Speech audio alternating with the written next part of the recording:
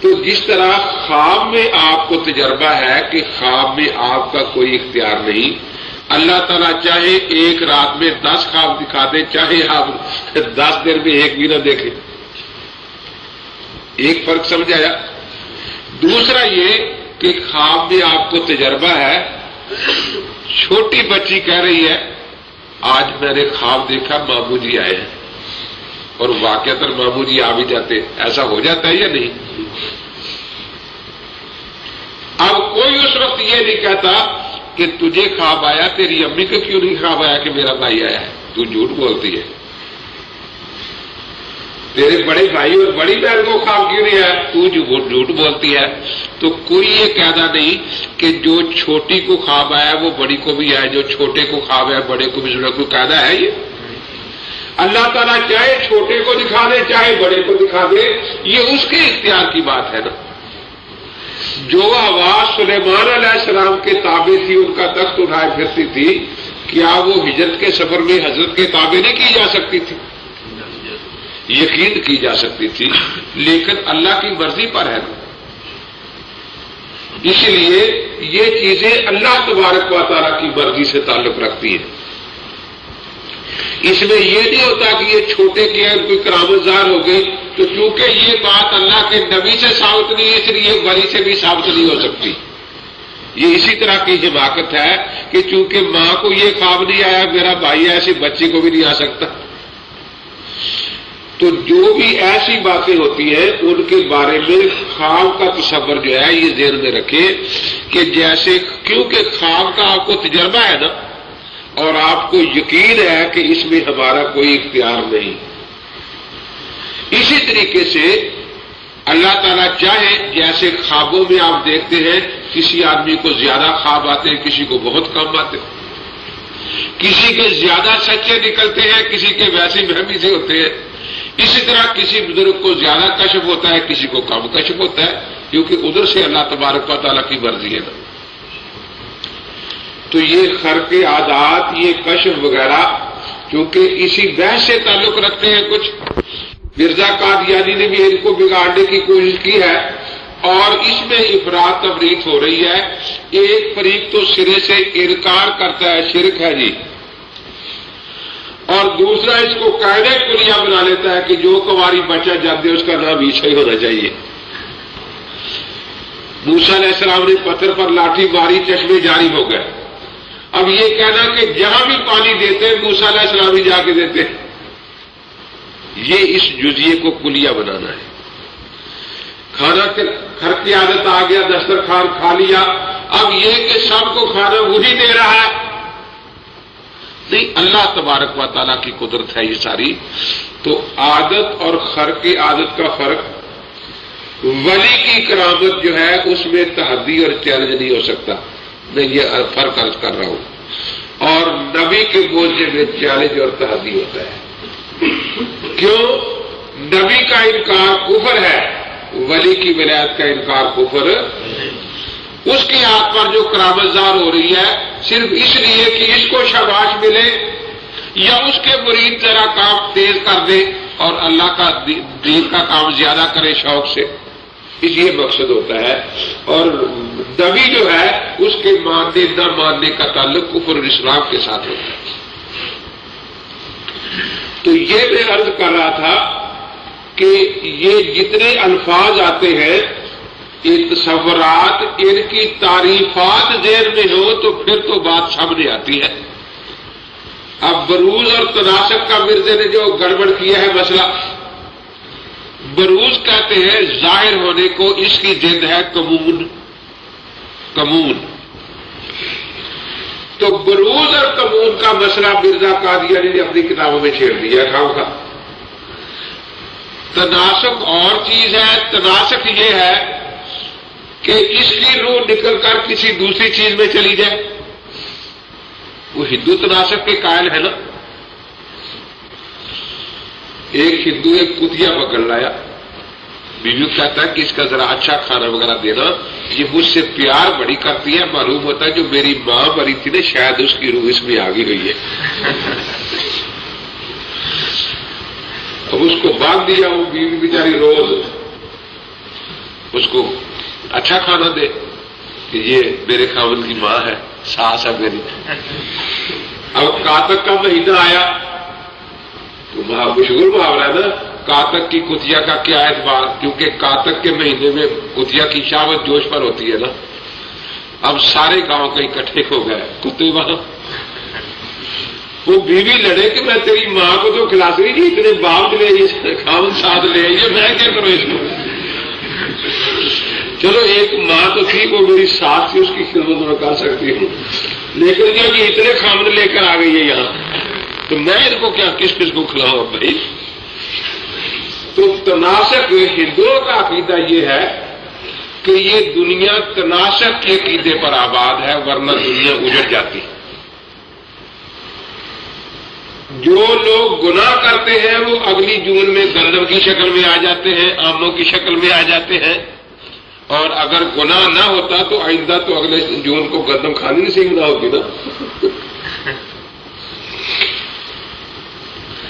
تو تناسق یہ ہے کہ ایک جگہ سے روح نکل کر دوسری جگہ چلی جائے۔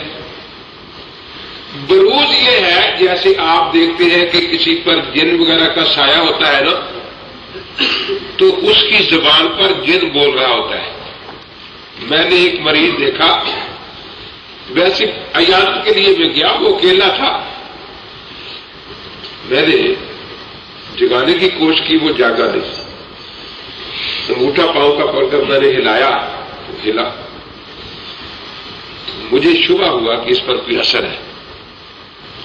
اب میں عامل تو ہوں نہیں، لیکن وہ جو سنی باتیں کہ چلو آیت الکرسی پڑھ لو، سورہ مزمل پڑھ لو، میں سورہ مزمل میں نے پڑھنی شروع کی، اس نے بھی شروع کر دی، حالانکہ اس کو بھی سورہ مزمل بالکل یاد نہیں تھی۔ اب مجھے اور یقین ہو گیا، جب میں فتح کے جو وکیلہ تک پہنچا تو اس کی زبان بند ہو گئی، میں نے کہا یہی کہا ہوا ہے گا جی۔ اب میں نے 10-11 مرتبہ پڑھ دیا، پھونک ماری، چیخنے لگا، اب میں جل گیا، مجھے آگ لگ گئی، مجھے یہ ہو گیا، مجھے وہ ہو گیا۔ تو اب دیکھیے یہ جو سورہ مزمل پڑھ رہا تھا یہ بروز تھا کہ جن کا اثر اس پر ظاہر ہو رہا تھا۔ اسی طرح ارواح کا کچھ استفادہ ہوتا ہے، اس کو بروز کہا جاتا ہے، اس سے وہ آدمی جن نہیں بن جاتا، جن کی چند چیزیں جو ہے وہ وقتی طور پر ظاہر ہوئی اس کے بعد ختم ہوگی، جیسے دورہ پڑتا ہے ختم ہو جاتا ہے۔ اسی طرح روح استفادہ جو ہے اس کو لفظ بروز سے کہتے ہیں، لیکن یہ تو کہتا ہے کہ مجھ میں مسیح کی روح آ گئی ہے، یہ تناسق ہے۔ اس لیے یہاں پہ اشکالات پیش ہوتے ہیں نا کہ جب نصرت کے ساتھ مرزے کا نکاح پڑا گیا تھا تو روح ایک ہی تھی نا، اور جب مسیح بنا تو روح دو آ گئی۔ اب جب بیوی کے پاس مرزا جاتا تھا تو روحیں دونوں لطف اندوز ہوتی تھی یا ایک؟ تو مسئلہ تو سامنے آئے گا نا۔ اگر ایک ہوتی تھی تو پھر یہ اولاد مسیح کی اولاد نہیں ہے، کیونکہ اس کو تو مسیح کی روح ہوتی نہیں تھی وہاں، اور اگر دونوں ہوتی تھی تو پھر اولاد حلال زادی نہیں ہے، کیونکہ مسیح کی روح کے ساتھ نکاح ہی نہیں تھا اس کا، تو پھر یہ حلال زادی کیسے بن گئی؟ کہتا ہے فتح مسیح میں یسوع مسیح کی روح سما گئی ہے، وہ شریر آدمی ہے۔ اب فتح مسیح میں روح شاہ سما جائے تو شریر، اور اس میں آ جائے تو مسیح بن جائے۔ تو بہرحال بروز کی ضد کمون ہے، وہ برزوا للہ الواحد القہار قرآن پاک میں آتا ہے۔ بروز کا معنی ہوتا ہے کسی چیز کا ظہور ہے، انسان اور اس کی زبان یا اس کے ہاتھ سے کوئی ایسا کام ظاہر ہو رہا ہے جو جن کر رہا ہے، اس بات کو بروز کہتے ہیں۔ یہ وقتی ہوتا ہے، یہ کبھی نہیں سنا گیا کہ کوئی جن واقعتاً حقیقتاً مرزا قادیانی کی شکل میں ساری عمر زندہ رہا، نکاح کرتا رہا، کھاتا رہا، پیتا رہا، یہ بات نہیں ہوتی، بروز نہیں، وقتی چیز ہوتی ہے۔ روحی استفادے کا نام بروز ہے، اس سے زیادہ اس میں کچھ بھی نہیں ہوتا۔ لیکن مرزا قادیانی نے لفظ بروز کا استعمال کیا اور معنی تناسب والے اس میں ڈال لیے، جو ہندوؤں کا عقیدہ ہے۔ تو اس لیے پہلی بات میں نے آپ کے سامنے واضح کی کہ تصورات جو ہوتے ہیں یہ دوسرے تک بذریعہ تعریف پہنچائے جاتے ہیں، اور تعریف آپ جانے بغیر آپ اندھیرے میں تو لاٹھی چلا سکتے ہیں، لیکن خود آپ پر بھی بات واضح نہیں ہوگی کہ ہم کیا کہہ رہے ہیں اور کیا نہیں کہہ رہے۔ تعریف کے لیے جامع معنی ہونا ضروری ہے۔ ایک مناظرے میں ایک ساتھی سے میں نے پوچھا کہ سنت کی کیا تعریف ہے؟ السنت ما وعدہ النبی صلی اللہ علیہ وسلم بنفسہ ہی، سنت وہ کام ہے جو حضرت نے خود ہمیشہ کیا ہو۔ میں نے کہا یہ تعریف غلط ہے، نہ جامع ہے نہ معنی ہے۔ کیوں؟ سارے مسلمان مانتے ہیں کہ پانچوں نمازوں کے لیے اذان کہنا سنت ہے، جماعت کے لیے اقامت کہنا۔ حضرت نے ہمیشہ تو کیا کہی، ایک دفعہ بھی خود نہ اذان کہی نہ اقامت کہی۔ تو تیری تعریف پر نہ اذان سنت رہے گی نہ اقامت سنت رہے گی،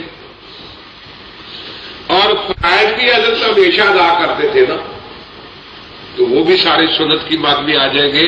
یہ تعریف نہ جامع ہے نہ معنی ہے۔ تو میں عرض کر رہا تھا کہ تعریف میں ہمیشہ دو حصے ہوتے ہیں، جب بھی خود تعریف آپ کو کرنی پڑے آپ سوچ کر کریں، دوسرا تعریف کرے سوچے کہ اس میں دو حصے ہیں، مابل اشتراک اور مابل امتیاز۔ آپ گرامر میں پڑھتے ہیں کہ کلمے کی تین قسمیں ہیں، اسم فعل حرف۔ کلمہ بامانہ لفظ کو کہتے ہیں۔ اب ان تینوں میں بامانہ ہونا جنس کے درجے میں ہے، سب میں پایا جاتا ہے۔ آگے فصل اور فرق کیا ہے کہ فعل میں زمانے کی قید ہے ساتھ، ایک زمانہ پایا جائے، اسم میں زمانے کی قید ہے۔ تو کچھ حصہ اس کا مشترک ہوا نا، اور کچھ میں امتیاز ہو گیا۔ فرض اور واجب دونوں ضروری اور لازم ہے، تو جس کا شریعت میں لزوم ثابت ہو اس کو فرض یا واجب کہا جائے گا۔ اب لزوم دونوں میں مشترک ہے۔ آگے فرق کیا ہے کہ اگر اس کا لازم ہونا دلیل قطعی سے ثابت ہے تو فرض ہے، دلیل ظنی سے ثابت ہے تو واجب ہے۔ حضرت قاسم نے جو نوافل ادا فرمائے ان میں بھی یہ دو تقسیمیں ہو گئی کہ جن نوافل پر حضرت نے مبادمت فرمائی ان کو ہم سنت مؤکدہ کہتے ہیں، اور جن پر مبادمت نہیں فرمائی ان کو ہم مستحب کہتے ہیں۔ تو دیکھیے نوافل ہونے میں اشتراک تھا، آگے کچھ فرق آ گیا۔ تو اسی طریقے سے تعریفیں آپ اب پہلے بھی پڑھتے رہے تعلیم الاسلام میں بھی، لیکن اب ان تعریفوں کو ذرا اس ریت سے دیکھنا ہے کہ اس میں کتنا حصہ جو ہے وہ مشترک ہے دوسروں کے ساتھ اور کتنا اس سے علیحدگی والا ہے۔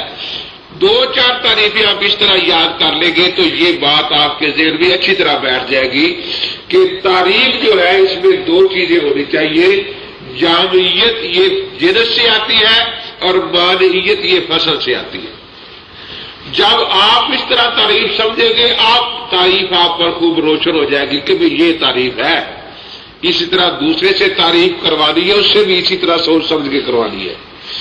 تو تعریف سے تصورات واضح ہوتے ہیں اور اپنا تصور دوسروں کو آپ سمجھا سکتے ہیں۔